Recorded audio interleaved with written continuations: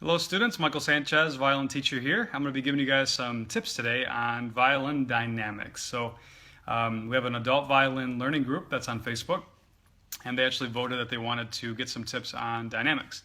So basically dynamics is the concept of playing either louder or softer on the violin. So here's me playing louder.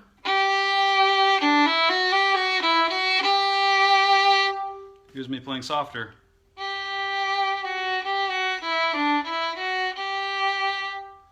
So basically what I'm doing is I'm using less bow to play softer, and I'm also not pressing down as hard into the strings.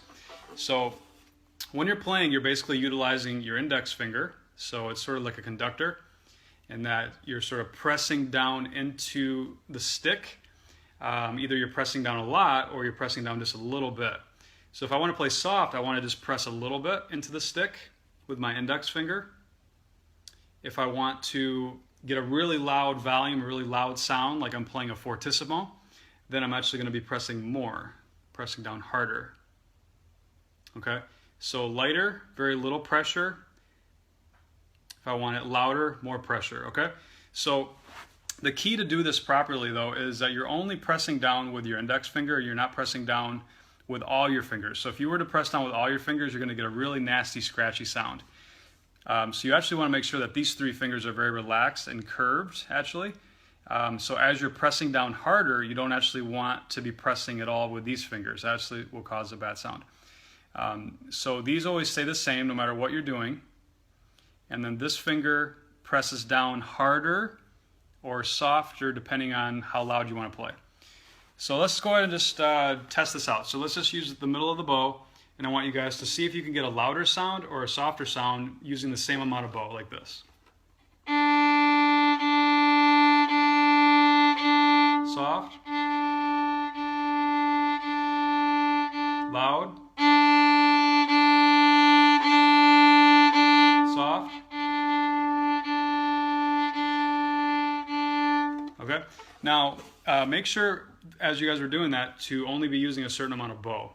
So a lot of you guys might have the tendency there to use too much bow when you're trying to do a forte. And obviously you're supposed to use more bow when you're trying to play loud, but we're actually trying to do this exercise where we're using the same amount of bow, but we're really trying to have you utilize the whole concept of the pressure. So let's try it again. Make sure you guys don't go too far. You could even put little stickers on your bow so you can sort of stay within the parameters. All right, let's try it again. So here's me playing loud.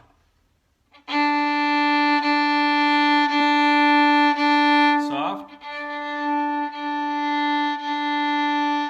Loud. Soft. So some of you guys might be wondering, well, how do you do that, when you're doing the same exact thing or look like you're doing the same thing?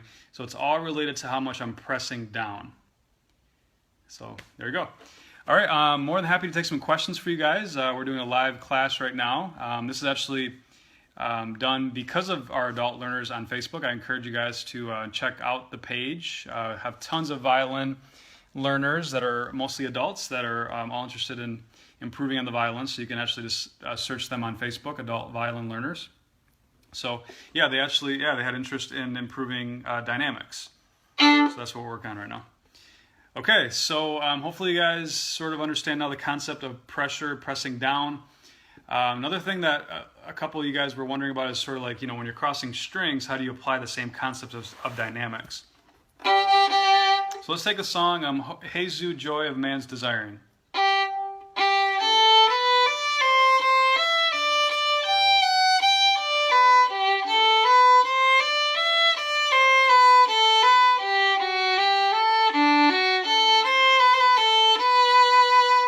Okay, now I could play that obviously at that level, and that was a fine level. But let's say I want to play that pianissimo. I want to play that really soft. So I'm going to use similar amount of bow, but I'm going to press less into the stick, like this.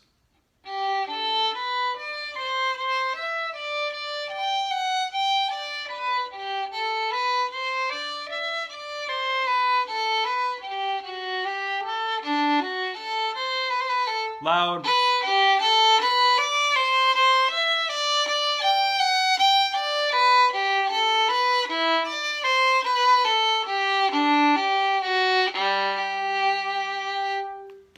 that. So that was all related to the pressure that I'm putting into the bow. So one thing you guys can work on as far as a drill to work on this concept to sort of start playing some of your pieces louder or softer is what I call the index drill. So go ahead and grab your violins, and what I want you guys to do is practice pressing down into the stick by setting up like you normally would to play, and then pressing down with your index finger over the stick like this, bringing the stick down to the hair. Make sure that you're not actually rocking the bow hair. See how right now I'm rocking the bow hair is changing. I want the hair to stay still, stay the same. And I'm just basically bringing the stick down to the hair, like this. So don't do this. See how the hair is rocking? I'm working on pressure. I want to do more of this. See how the hair is staying the same? So this is the index drill. Make sure that the fingers are relaxed. They're not, sort of pressing up against the bow.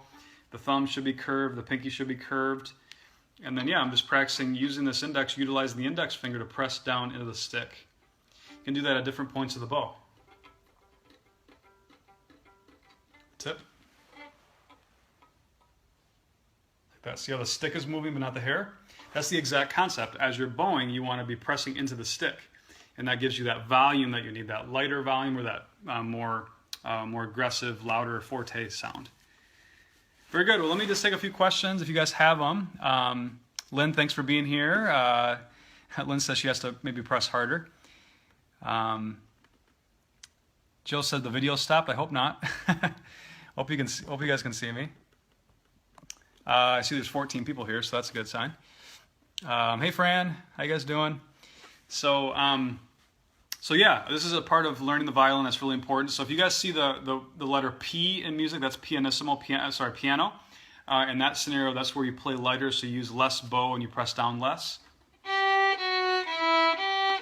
When you see the letter F in music, that's when you play louder and you use more bow.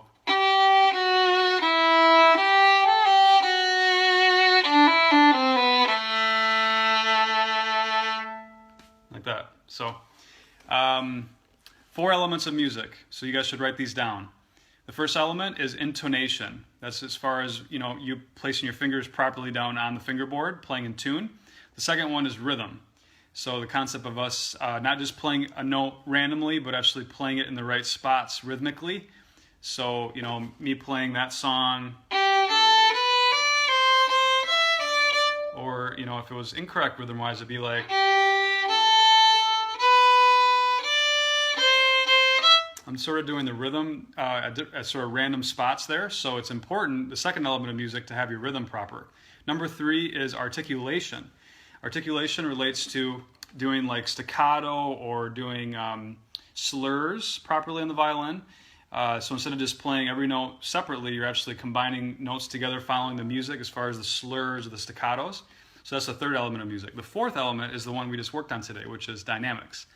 So when you actually get judged, say at an audition, or you're trying to, get a good chair, or just somebody sort of just listening to you, they're sort of naturally paying attention to those things. They're paying attention to your intonation, your rhythm, your articulation, and your dynamics. So those are really 4 things that you should always be working on in your songs.